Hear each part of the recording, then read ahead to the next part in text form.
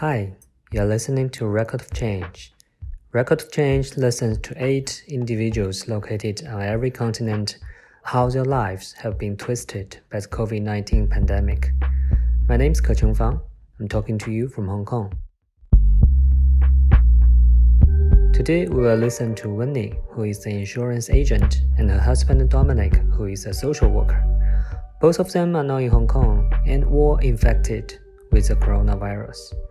They have recovered from the disease and kindly agreed to share their experience. I'd like to first ask about how did you first hear about coronavirus? Did you hear that in January or even before that? I think I heard it in January and before the Chinese New Year. Like every year, I will go back to my hometown, Wuxi, Jiangsu province, to celebrate Chinese New Year with my parents. But before that, I heard about the coronavirus, so I was hesitating if I should go back.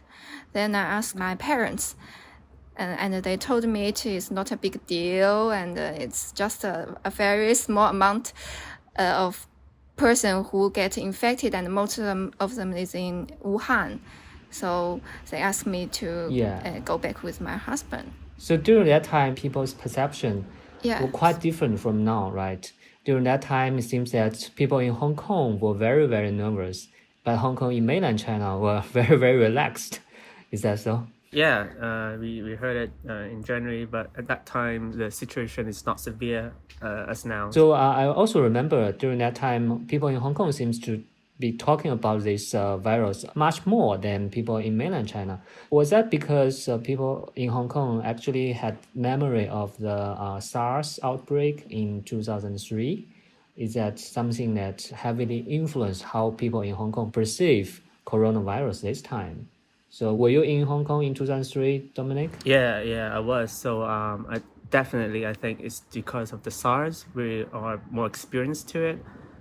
We took a lot more precautions, so everyone started to wear masks, wash hands, because we experienced that, in our earlier days. So definitely it reminds us of a horrible time. So that's why we took a lot of precautions, Did you go back to your hometown together during the Chinese New Year, despite pandemic? Yeah. Have you ever thought that you would eventually become the direct victims of the virus? No, since I didn't experience SARS, in 2003, I was in my hometown Wuxi. I think few people was diagnosed with SARS in Wuxi.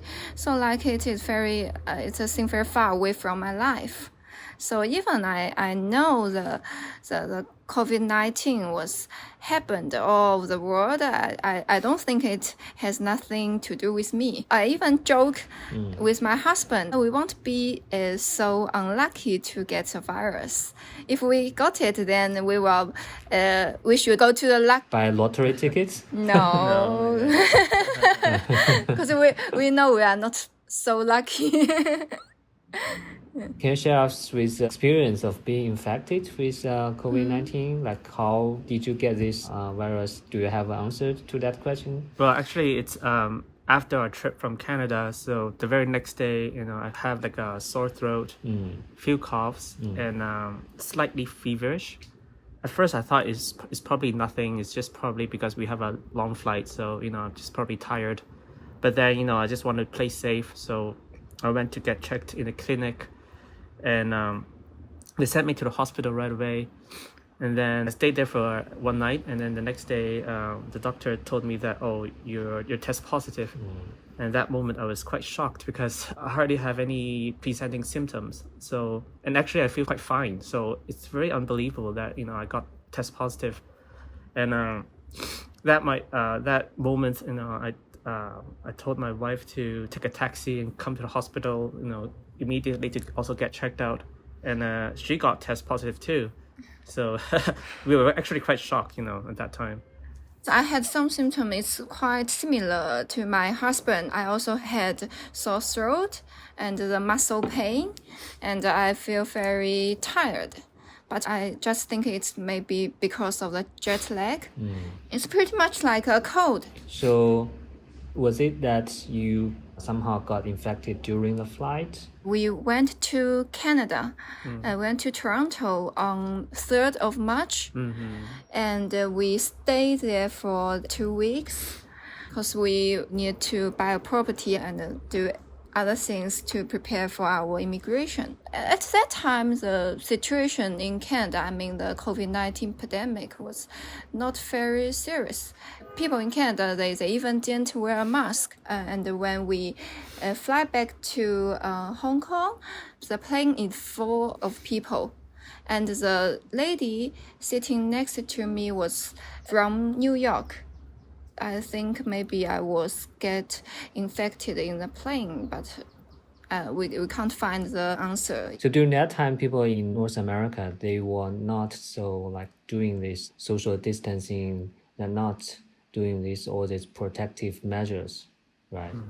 Yes. So after you heard the news that you were tested positive, were you immediately sent to some special hospital rooms? Yes, we both sent to 2 isolation rooms in Zhangguanou Hospital. At first, we lived in the 2 rooms, but due to the lack of the isolation room, we moved together in the next day, in the second day. Okay. How was the treatment? So how were you being treated? Was it treating like a fever or treating like a cold? Was there anything special about the treatment? The doctor actually came in and gave us 2 options. So one is just normal care plan, so just care for the symptoms without treating the virus. The other is they gave us choice to take a pill, Colectra, I think.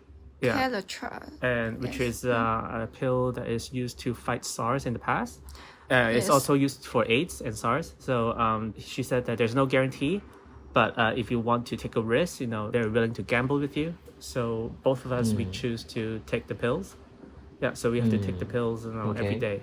It seems that Dominic spent about 12 or a dozen days longer than your wife in hospital. 47 days. 47 days in total. Oh, that's really a long time. So yeah, in total. Yeah. So did the doctors give any explanation why you stayed much longer than your wife?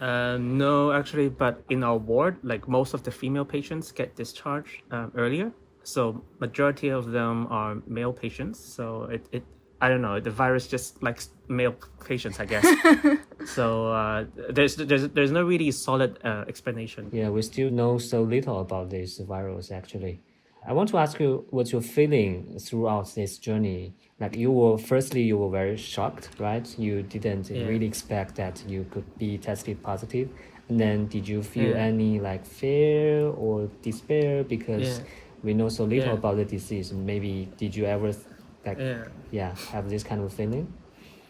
Yeah, definitely. I'm very fearful.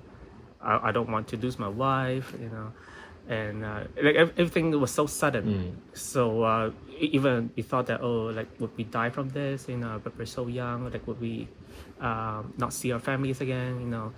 All this has certainly take place. But then after a while, the doctor said the most critical time is over.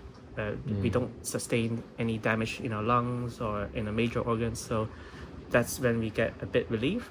Yeah. But then the waiting process is it's hard to bear because every day you get tested, and every day the doctor say, oh, you still test positive, so you still have to stay here. So every day you have a hope, and every day you get a despair again. So it's quite hard to bear. So when did you get the news that the most critical time has already passed? After a week or so. I think after 2 weeks. 2 weeks, yeah. Yes, after 2 weeks. Okay. Yes. So that means that first 1 to 2 weeks that was the worst, and then after that, you are much relieved, and that's waiting for being discharged. So what's your feel, Wenni? Did you feel the same as your husband?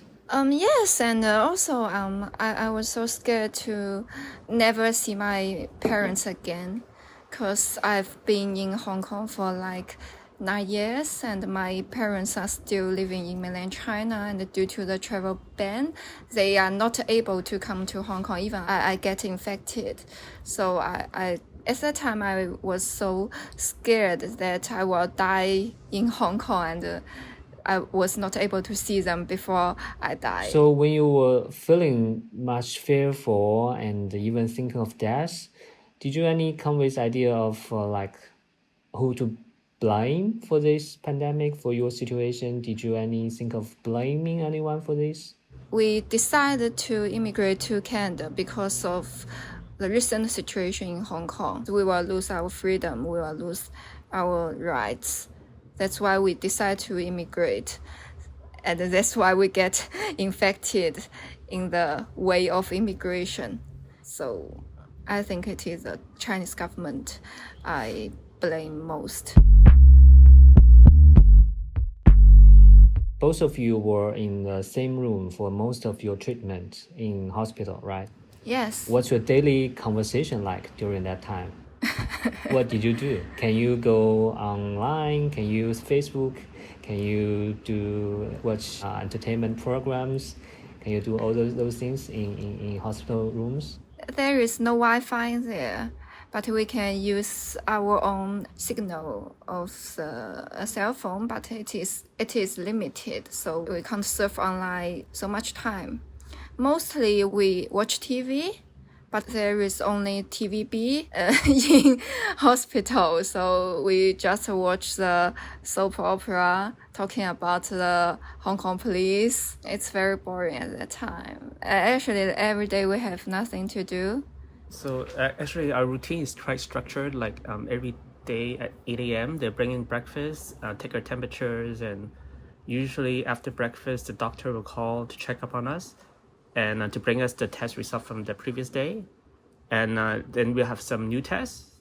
After that, in the afternoon, I usually do some exercise or read a book, and my wife usually take a nap, And then around 6, they bring in the dinner. So we have our dinner, and, that's about it.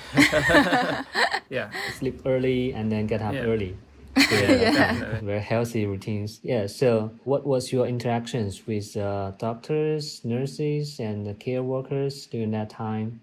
I guess they were like very well protected. So every day, the care worker, they'll put on the full gear, the masks and gloves and protective clothing, and they'll come to our rooms to do some cleaning, take away the trash, and also they will mop, and the nurse will come in to do the tests for us. The doctor hardly comes in. The doctor, usually we just communicate over the phone. So she'll call us, inform us about the test results and whether or not the pills are, having an effect, and then we also tell them about the side effects, and the doctor will help to match our side effects, So we don't get to see the doctor a lot, but we communicate over the phone usually. So you interacted most with the care workers, right? During that time. Yes. Yeah. Yes. Yeah. What did they say to you? What's your daily conversation like? Most of them are not the professionals, the middle-aged woman, but they are very kind and friendly. Yeah. Yes. Since we lived there for a long time, Yeah. so we got more and more familiar with each other, and sometimes they will bring us some snacks, and sometimes they will even encourage us. Yeah. Yes, they're very nice. Is it allowed that they bring you things from outside? Just occasionally, Yes. because it somehow is coming out from their own pocket, so we don't want to insist, right? But at the same time, the meals in the hospital is very bland, and it's almost the same like every day. So it's good to have some outside food like once in a while. Yes, also since we are got infected, so we are asked to wear mask even in the rooms. So every time they came in, I don't want to talk to them to increase their risk of getting infected. But they just talk to us, they just initiate the conversation, so which means a lot to us, I think. Oh, that's very nice of them to do so. Talking about the help and support, did you feel that you got sufficient help from the government? We don't think so. We didn't receive any financial or other support from the government. What about the community and your friends? Well, friends, like, we talk to them like through the internet, and they give us emotional support. They care about us. They ask about us. So, but then they can never come and visit us. So not even our parents. So the most they can do is bring us some food, but they can only leave it at the door, so someone can bring it in to us. So I guess that was quite difficult for you psychologically, right? Yeah. Yeah. Because you were forced to be quite isolated from the world. Yeah. Yeah, since I can't talk too much of my fear with my parents, so mostly I talk to my friends. They give me a lot of emotional support. What were you hearing during your days in hospital? The sound of the air conditioner, and also the sound of the negative pressure. The negative pressure, it's like an engine. It's like a small engine. So it goes on like every single day. And because for me, I also wrote it on my blog. So after I got discharged, I heard the birds chirping, the birds, and I heard like cars crossing. And these are, very new to me at that moment. And I felt like the sunshine on my skin. It felt really warm.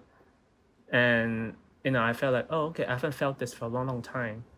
So, these are some, So something used to be ordinary became totally new to you. Exactly. Did you get any new ideas of the world, the life during those dozens of days in hospital? Because when people have nothing to do, maybe they can become a philosopher. Actually, I was a sales person. I sell insurance. So I was very stressful most of during the last 2 years. But by the time I was got in the hospital, I found that nothing is more important than my parents, than my family members. So yes, now I was very peaceful, even I had no business at all. Yes, because I think our career, our job is just part of our life. Yes, we should focus more on our family. So for me as well, once you experience something like near-death experience, it really makes you reprioritize what you value most in your life. They'll definitely put more weight to my family. I should spend more time with them, love them more. The positive thing about this experience is I get to read some of the books that I always wanted to read, but I never got a chance to. So I read 3 books. And then, this is something that I enjoy in the past, but I was just too busy with my life, so I didn't get a chance. So it's very good to, to go back to these passions, and also learn to do yoga. So I think it's just you would take better care of your own body, your health, because even if you gain the whole world, but if you lose health, you lose yourself. Yeah, that's quite touching that you still get positive things out of this definitely bad experience. So I hope you have already fully recovered. Is that so? Or did you have, you talk about side effects, did you have any residual effects? Yeah, so I have some impairment with my smell sense. So I'm still going to the smell clinic to follow up on that. So it's not damaged, but it's slightly impaired. Does that mean that you cannot smell anything or cannot smell a certain kind of taste? No, it's just that it smells different. It smells different than what it should be. So spicy things does not smell spicy at all? Yeah, something like that. Yeah. So I'm going through some treatment for that. The sensories, they can grow back. Oh, okay. That's good to know. Yeah. And I think it's a very special experience, right? To smell something differently.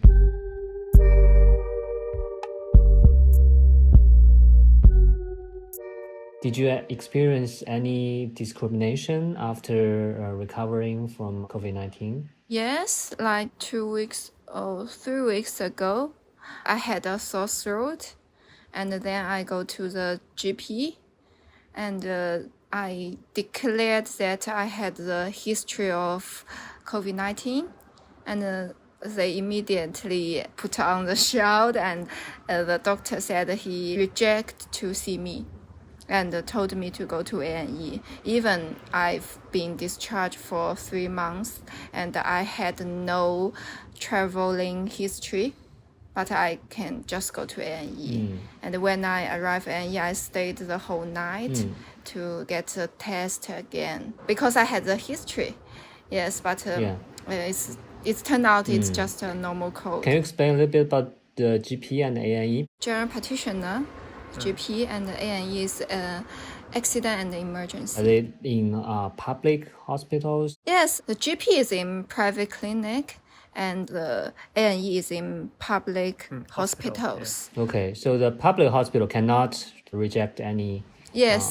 patients based on this. Yes. But private clinics have the right to do that. Yes, but I need to wait for whole night to get a test in the public hospital. Did you have any discrimination experience, Dominic? Yeah, I think it's understandable because it's a new virus and, it could cause death in certain cases. So I think it's understandable that people are worried, people are scared, people are afraid, So, and I remember one experience where our neighbors, they saw me coming out and they were also opening a door. And when they saw me, they slammed the door immediately.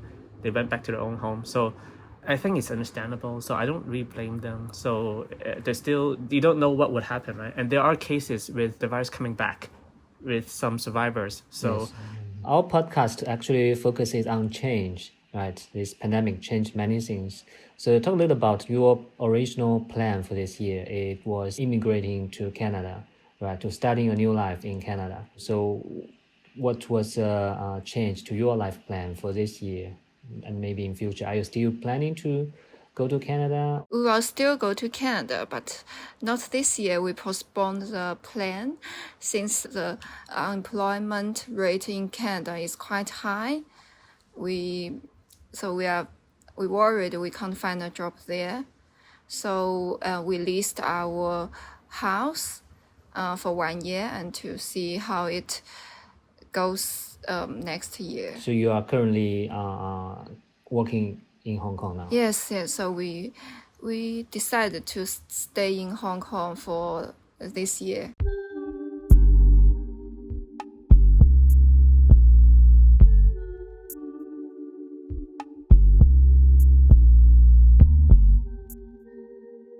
So what's your day like now in Hong Kong? What's your typical day like? Both of us are now working as a social worker, so we need to see our client.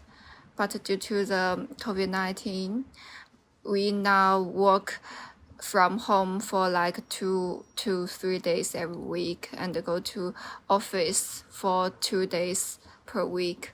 But mostly we just talk with our client via phone. We used to meet them face to face, but now we are not encouraged to do so. Yeah, because starting from early July, there was a new wave of this pandemic in Hong Kong. So how do both of you think about this current status of this pandemic in Hong Kong? Yeah, I actually feel very fatigued about it because it's been a long time. So, and there's no end to this. We don't see an end to this. So we just have to be extra careful every single day. Every time we wash our hands, wear a mask. But it's getting more and more difficult because you have to stay home all the time and try to get work done, but it's not as effective. So it's getting really tired, and we really hope that this will all blow over very soon. What's your opinion, Wenni? Actually, I think it's a failure of the government's policy which caused the new wave. Some of my friends, they came to Hong Kong from mainland China. They didn't need to do any test before they came to Hong Kong, and they can stay home with their family members, but their family members, they are free to go to everywhere. So I think that's why there is a new wave. But people also saying that if you really want to get stricter regulations on people's daily life, then it will cause a lot of inconvenience. So actually, it seems that's quite efficient for mainland China government to control the pandemic, especially, for example, recently, starting from June, the recent wave in Beijing, and it was controlled quite quickly. But of course, the cost is that many people that did not have the freedom to go out at all, right? So what do you think of this balance between controlling the pandemic effectively and also not disturbing the ordinary people's lives? Actually, I don't know why China can do that. It's impossible for us to not go out for a period of time. Yeah, they can literally lock people's doors, right? Yes, I don't know, but it's definitely not what I want, and I think it's hard to use this method in Hong Kong. In Hong Kong, we have the stress of survive, especially because I was working as a social worker. I see some people, they need to work or they can't survive.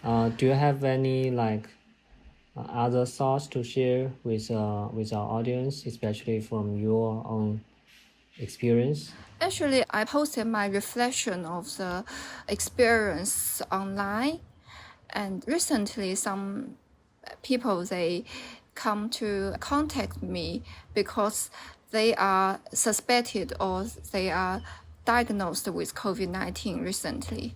So I think most of them are very scared.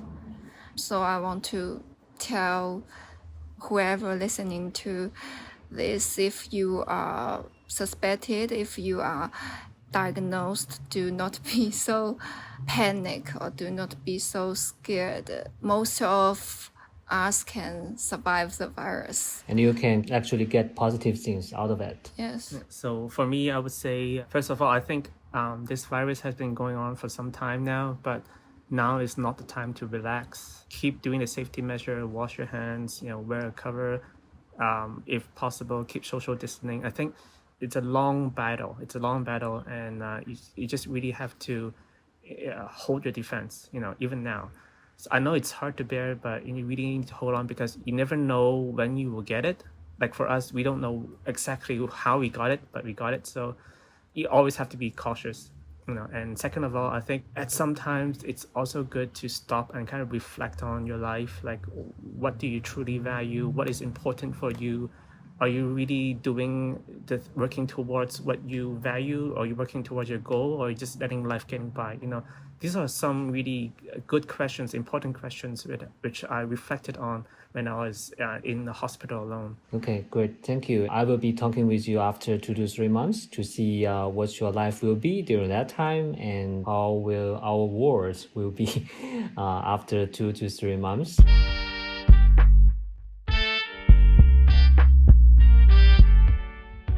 This was episode 2 with Kecheng Fang. Stay tuned for the following episode of Record of Change.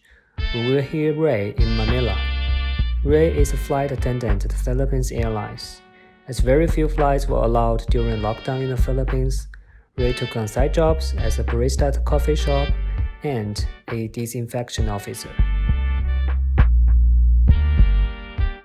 Follow us on your favorite podcast provider and find out more about stories behind on Twitter, Instagram, YouTube, or our website, recordofchange.com. This podcast is implemented by and with members of the Bosch Alumni Network.